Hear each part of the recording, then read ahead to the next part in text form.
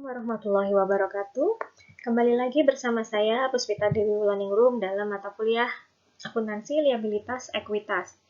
Nah, untuk pertemuan kali ini kita akan membahas mengenai dividen. Nah, apa itu dividen? Jadi, dividen ini adalah penyaluran kas atau saham perseroan kepada para pemegang saham secara proporsional atau pro rata. Ini berarti sebanding dengan kepemilikannya pro rata, sesuai dengan berapa jumlah mereka memiliki saham dari perusahaan tersebut. Nah, pro rata ini misalnya ya, bisa kita ilustrasikan. Misalnya kita punya saham di perusahaan A 10%.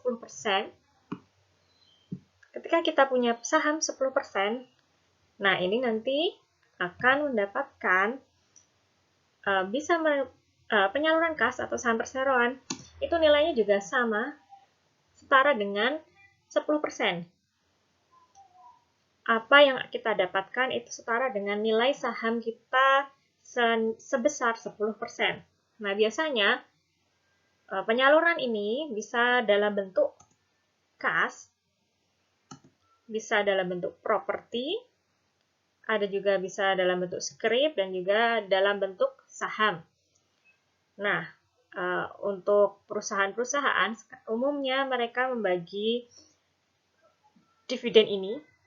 Jadi pengembalian untuk para pemilik saham ini bisa dalam bentuk seringnya, dalam bentuk kas, ataupun ada juga yang dalam bentuk saham. Yang paling utama dan paling sering itu biasanya dikembalikan dalam bentuk kas, dan ada juga yang membalikan lebih seringnya ke dalam bentuk saham.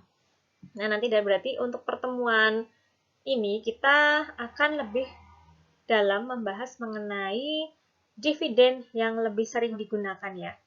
Pengembalian yang paling sering digunakan di perusahaan-perusahaan yaitu kas. Dan juga nanti kita sekilas juga membahas mengenai pengembalian dividen berupa dividen saham. Nah, pengembalian dalam bentuk kas umumnya disebut sebagai dividen tunai. Jadi dividen tunai ini adalah bagian untuk pemegang saham itu dalam bentuk kas yang dibagi secara proporsional kepada tiap pemegang sahamnya sesuai dengan proporsi dari kepemilikan para pemegang saham itu sendiri. Nah, dividen tunai ini ada beberapa syarat suatu perusahaan itu bisa membagi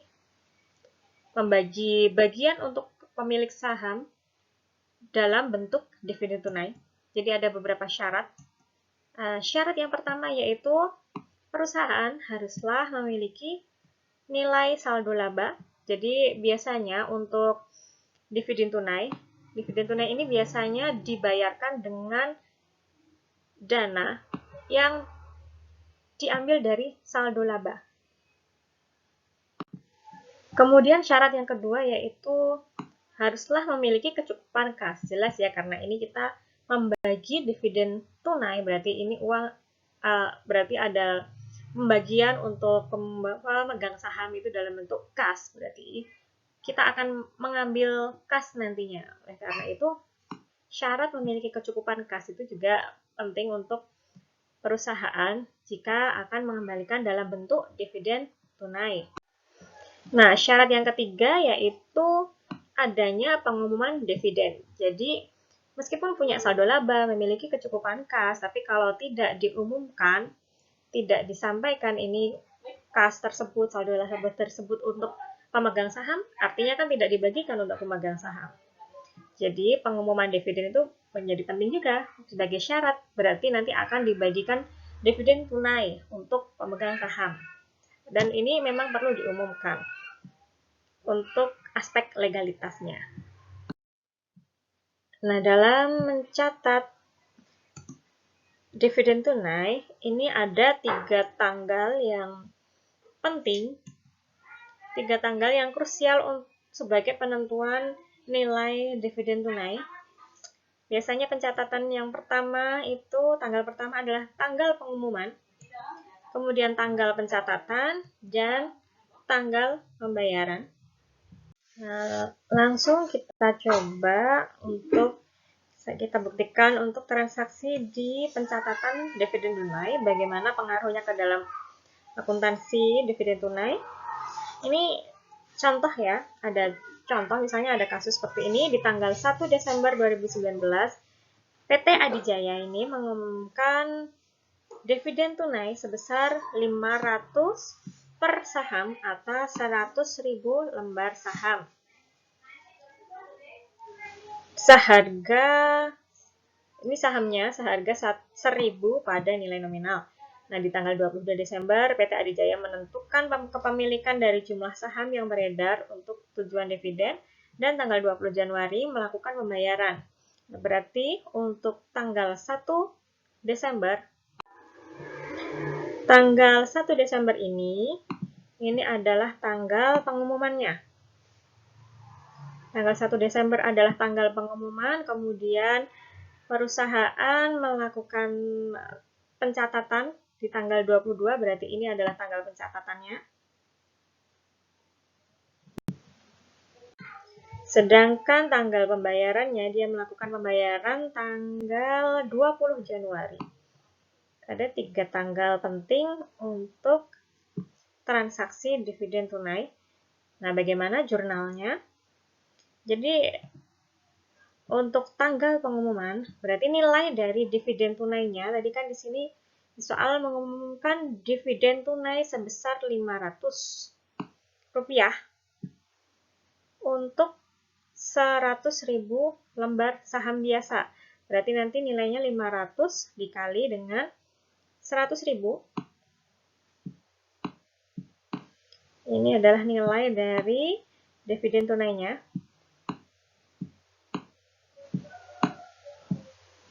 100.000.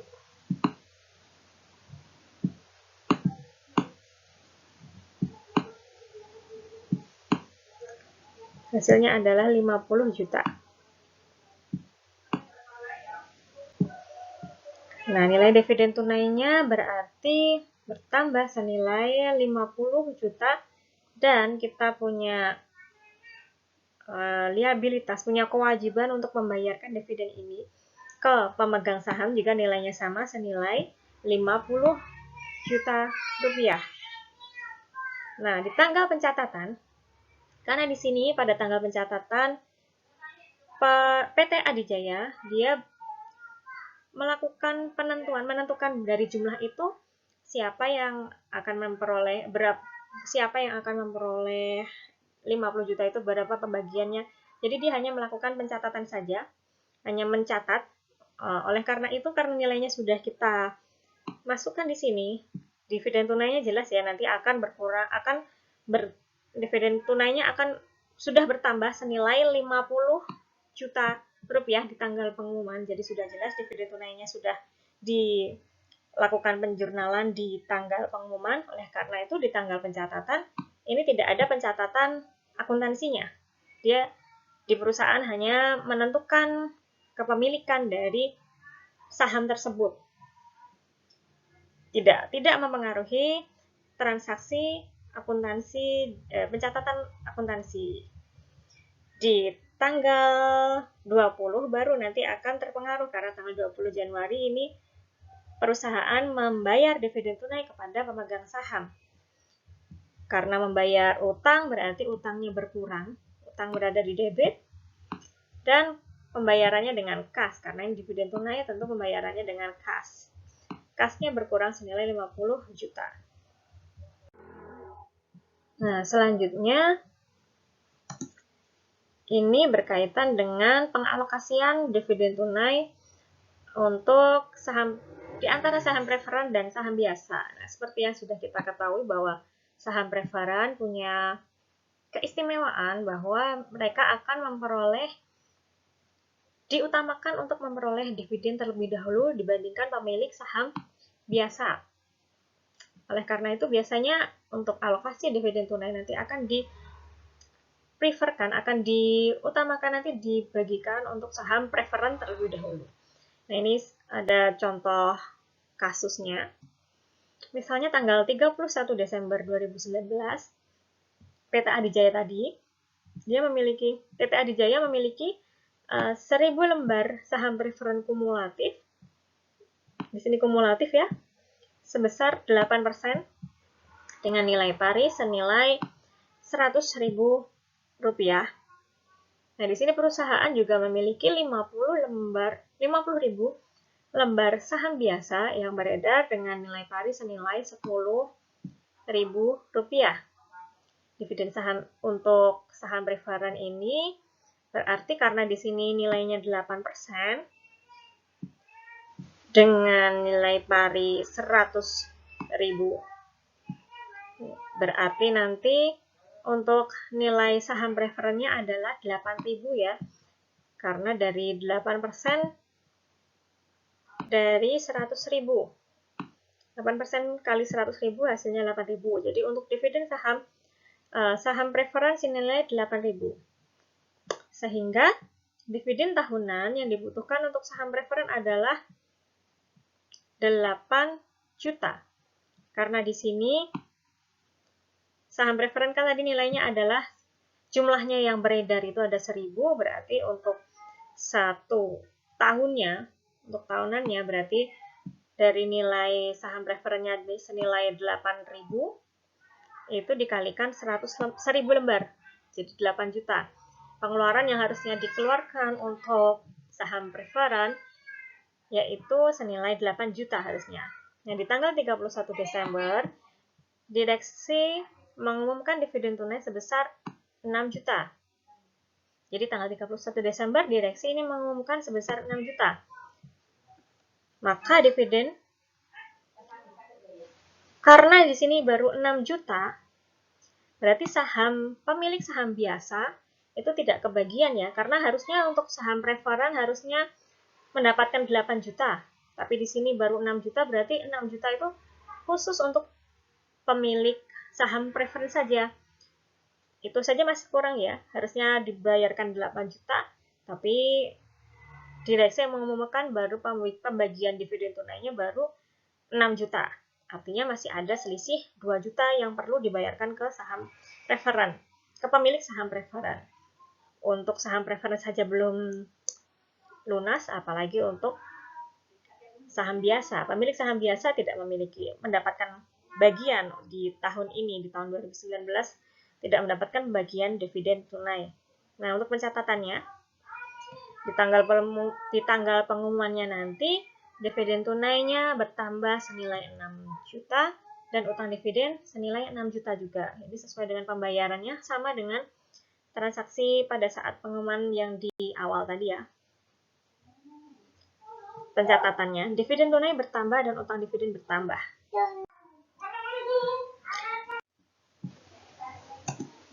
Nah, berarti untuk selisih 2 juta tadi, itu nanti karena di sini masuknya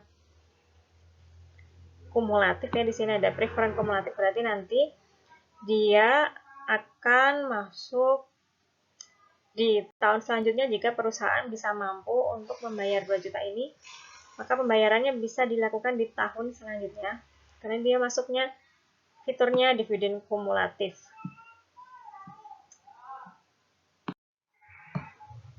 Nah, misalnya di tanggal 31 Desember 2020 PT Adijaya mengumumkan dividen tunai 50 juta rupiah. Jadi dulu tahun 2019 itu sudah selesai ya, 2019 itu baru membayarkan dividen tunai. Pengumuman dividen tunainya adalah 6 juta. Nah, di tahun 2020 ini pengumuman dividen tunainya adalah 50 juta.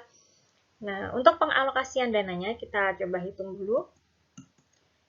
Jadi karena total dividennya ada 50 juta, maka untuk alokasi pada pemegang saham preferen, waktu itu di tahun 2019 masih ada tunggakan senilai 2 juta. Kan baru dibayar 6 juta, masih kurang 2 juta lagi. Maka ini tunggakan ini kita bebankan di tahun 2020, nanti akan mengurangi dividen tunainya senilai 2 juta tadi. Dan alokasi pada pemegang saham preferen selanjutnya di tahun 2020 kan tadi alokasi untuk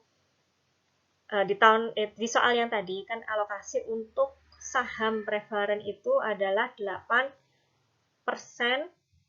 untuk 1000 lembar. Jadi tadi nilainya adalah 8 juta tadi ya. Nilainya tadi 8 juta per tahunnya. Jadi di tahun 2020 pun perlu membayarkan untuk pemilik saham preferen senilai 8 juta. Berarti 8 juta ini kita tambahkan dengan dividen tunggakan di tahun 2019. Jadi total untuk pemegang saham preferen alokasinya adalah 10 juta. Artinya, sisa dividennya dari 50 juta diambil 10 juta untuk saham preferen, baru sisanya 40 juta itu diberikan kepada pemilik saham biasa. Nah, misalnya di sini kalau tanggal pengumumannya di tanggal 31 Desember, berarti kita melakukan pencatatan dividen tunai ini sama saja. Pencatatannya debitnya dividen tunai dan kreditnya adalah utang dividen, nilainya tetap 50 juta. Hanya saja nanti pengalokasiannya tidak semuanya untuk pemilik saham biasa, tapi juga untuk saham preferen, dan preferen itu diutamakan. Seperti itu. Oke, tadi pembahasan mengenai dividen tunai. Lalu selanjutnya kita bahas mengenai dividen saham. Jadi dividen saham ini adalah pembagian saham perseroan secara prorata bagi para pemegang sahamnya. Kalau yang tadi pembagian kas kalau tunai, kalau di dividen saham berarti yang dibagikan adalah saham. Kepemilikan saham yang dengan dibayar dengan saham juga. Nah, dividen saham ini akan menyebabkan penurunan saldo laba sama dengan dividen tunai. Tadi dividen tunai pun kalau misalnya ada dividen tunai yang keluar, maka nanti nilai saldo laba nanti akan menurun. Dan di dividen saham ini nanti modal sahamnya akan naik. Khusus untuk dividen saham ini nanti modal sahamnya akan naik dan akan muncul juga premium saham. Premium sahamnya juga akan naik. Nah, tujuan dari adanya dividen saham ini yang pertama yaitu memenuhi kewajiban pembagian dividen tanpa mengeluarkan uang tunai. Nah, ada kalanya perusahaan itu membutuhkan kas untuk dialokasikan ke operasional lain gitu misalnya. Maka dengan pembagian dividen saham ini bisa membantu perusahaan untuk tetap memenuhi kewajibannya membagi dividen tapi tanpa mengeluarkan uang tunai. Yang selanjutnya, tujuan yang kedua yaitu untuk meningkatkan harga pasar saham perseroan. Nah, ini ketika misalnya ada pembagian saham untuk dikembalikan kepada pemilik saham, artinya kan berarti saham itu di pasaran akan menjadi lebih banyak karena dibagikan kan berarti menjadi lebih banyak lagi. Maka kalau di pasar itu sahamnya banyak, harga pasar sahamnya nanti akan menurun, harga perolehannya. Harga pasar sahamnya akan menurun. Nah, oleh karena itu, karena harapannya dengan harga pasar yang menurun itu berarti nanti semakin banyak pembeli yang mampu untuk membeli saham perusahaan tersebut. Karena harganya lebih murah, tentunya orang akan lebih bisa mengambilnya, bisa membelinya. Yang ketiga juga untuk memberikan penekanan bahwa dengan membagi dividen itu berupa saham, berarti sebagian ekuitas telah diinvestasikan kembali secara permanen ke dalam bisnis.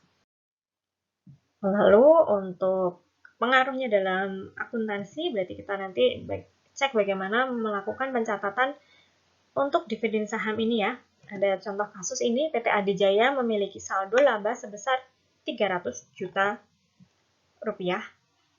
Perusahaan di sini mengumumkan dividen 10% atas 50.000 lembar saham biasa dengan nilai pari sebesar 10.000. Nah, nilai wajar saham saat ini adalah 15.000 per saham. Jumlah saham yang akan diterbitkan yaitu sebesar 5.000 lembar.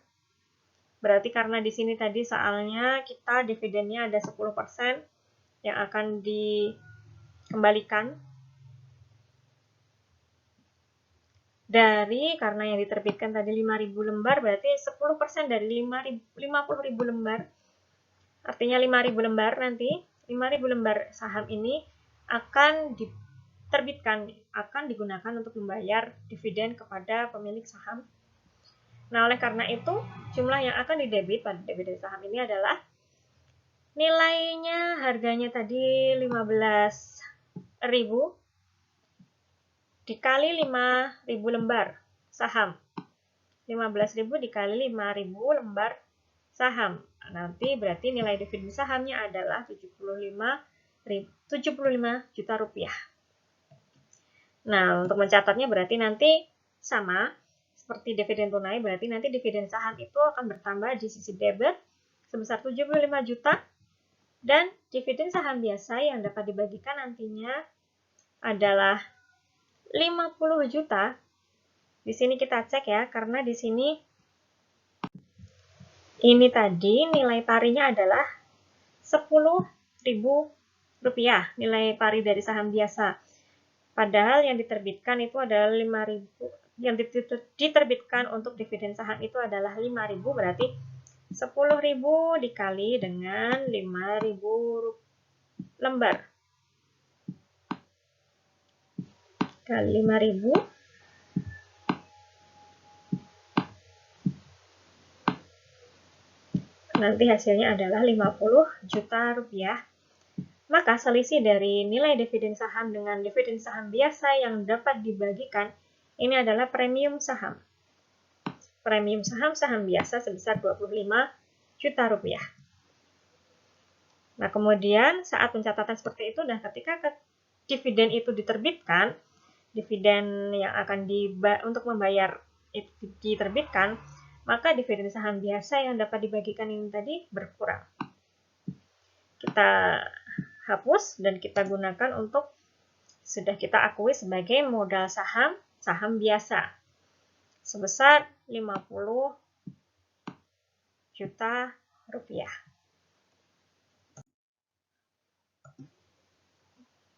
Nah, pengaruh dari dividen saham ini dalam laporan keuangan, terutama di neraca yang biasanya ada ekuitas seperti ini. Nah, misalnya ini pada saat sebelum dividen tadi kasusnya, sebelum ada dividen, sebelum dividen saham tadi, nilai modal saham biasanya adalah 500 juta. Tadi kan nilai lembar sahamnya tadi jumlah yang beredar adalah 50.000, di mana harga per lembarnya itu 10.000.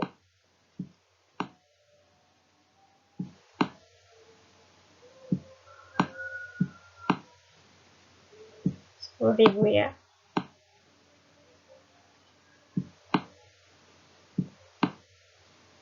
Maka didapatkan modal saham biasanya adalah 500 juta rupiah. Di kondisi sebelum dividen kan berarti belum ada premium saham biasa. Nah, tadi di soal saldo labanya yang dimiliki perusahaan adalah 300 juta. Maka total ekuitasnya yang ada di ekuitas kan berarti nilainya adalah 800 juta. Di sini catatannya adalah saham beredarnya ada 50.000 dengan nilai nominal per sahamnya adalah 10.000 rupiah. Nah, ketika ada dividen, kita melakukan pembagian dividen saham, maka nanti modal sahamnya berubah. Modal saham di sini tadi nilainya sebelum dividen ada 500 juta, itu ditambah akun tadi, kita tadi sudah melakukan pencatatan dan di situ modal kita bertambah ya, pencatatan tadi kan modal saham biasa bertambah, berarti bertambahnya senilai 50 juta. Tadi di jurnal pencatatan bisa dicek lagi ya. Di jurnal pencatatan tadi ketika kita melakukan pembayarannya, kita melakukan pencatatannya, tadi modal saham menjadi bertambah. Maka di sini nanti 500 juta tambah 50 juta nilai dari setelah dividen Modal sahamnya bertambah menjadi 550 juta. Kemudian premium saham-saham biasanya tadi muncul ada transaksi sebesar 25 juta. Jadi saldo labanya nilainya tidak lagi 300 juta. Seperti yang saya sampaikan di awal bahwa dividen itu nanti pasti akan mengurangi saldo laba.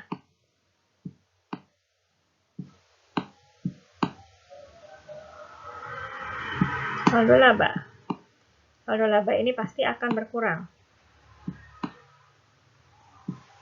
Ini akan dikurangi dividen saham. Tadi dividen saham di jurnal pada saat pengumuman nilainya bertambah senilai 75 juta. Berarti di sini untuk saldo laba ini dikurangi 75 juta.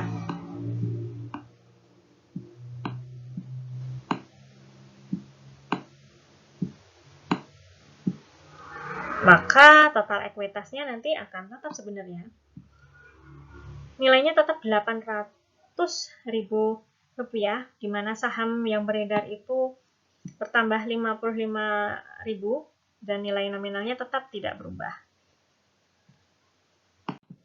Jadi bisa kita lihat di sini dan kita pastikan bahwa dividen saham ini tidak merubah nilai ekuitas sama sekali. Dia hanya akan mengurangi saldo laba, memunculkan akun premium, dan merubah juga nilai modal saham-saham biasa. Nilai saham beredar. Jumlah saham beredar pun nanti akan berubah. Ketika di sini nilai nominal per sahamnya, di sini nilainya masih sama. Nah, bagaimana jika nilai nominal per sahamnya berbeda? Nah, berarti ini kondisinya ketika pemecahan, berarti terjadi pemecahan saham ya. Misalnya berarti kan tadi satu saham dinilai pari senilai 10.000 tadi yang diterbitkan menjadi 2 saham, tapi nilainya lebih kecil yaitu 5.000. Maka ketika sebelum dividen nilainya sama seperti yang awal, ketika setelah dividen di sini yang berbeda hanya di saham yang beredar. Nilainya sebesar 5.000 nanti akan tetap sama juga. Tetap hasilnya adalah 500 juta rupiah. Nah, berarti untuk dividen ini misalnya bisa kita simpulkan bahwa ketika ada komponen nanti dividen saham ini untuk komponen-komponen tertentu tidak merubah, tapi untuk pemecahan saham, kalau misalnya terjadi pemecahan saham berarti untuk saldo laba nilainya tidak berubah, untuk nilai nominal saham biasanya juga total nilai nominalnya, total nilai nominalnya itu tidak berubah karena kalau dikalikan nilainya sama. Tapi untuk nilai nominal per sahamnya itu menurun ketika terjadi saham itu kita pecah gitu ya. Sedangkan untuk total ekuitas tetap tidak berubah. Sedangkan misalnya untuk peristiwa ketika kita membayarkan dividen saham itu saldo laba nanti akan menurun. Bedanya di situ ya, untuk pemecahan saham saldo laba nanti tetap tidak berubah, tapi untuk pembagian dividen saham nanti saldo laba itu akan menurun. Kemudian total nilai nominal saham biasa itu nanti total nilai nominalnya nanti akan meningkat. Sedangkan untuk nilai nominal per sahamnya itu tidak berubah. Dan total ekuitasnya juga tetap tidak berubah. Nah, sekian yang bisa saya sampaikan. Semoga bermanfaat dan untuk selanjutnya kalian untuk lebih bisa memahami, silahkan juga bisa dibaca referensi bukunya Jerry J. Wegan, Paul D. Kimmel, and Donald E. Kiso yang sudah kalian miliki itu. Terima kasih atas perhatiannya. Wassalamualaikum warahmatullahi wabarakatuh.